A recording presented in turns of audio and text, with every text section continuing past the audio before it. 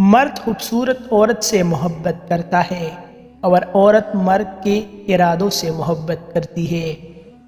بد نظری کے سارے الزام مردوں پر ہی صحیح، مگر آنکھ عورت کی بھی حرکت میں رہتی ہے۔ یہ مت سمجھو کہ خاموشی رضائی کی علامت ہوتی ہے، یہ تھکاوٹ کی، صبر کی، اچانک مزاج بدل جانے کی بھی علامت ہوتی ہے۔ وہ مرد بنو جسے عورت چاہے، وہ نہیں جسے عورت چاہیے۔ ڈاکٹروں کو تندرست آدمی اور صحافیوں کو نارمل حالات اچھی نہیں لگتی۔ محبت میں مبتلا ہونا دنیا کا خوبصورت ترین احساس ہے، مگر یہ اتنا ہی بھیانک بھی ہے اگر کسی غلط شخص کی محبت میں مبتلا ہو جائے تو۔ کسی کی ذات کے ساتھ اتنا ہی برا کرے جتنا کل کو اپنے ذات کے لیے سہ سکے، مکافات عمل اٹل ہے۔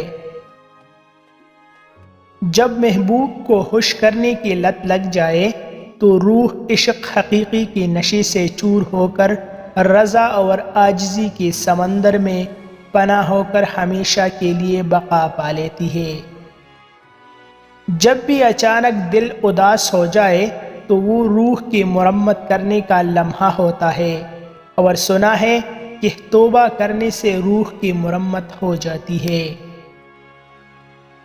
محبت کے پیاسے لوگ مزاجی ہداؤں کے ساتھ ایک جھونپڑی میں بھی گزارا کر لیتے ہیں۔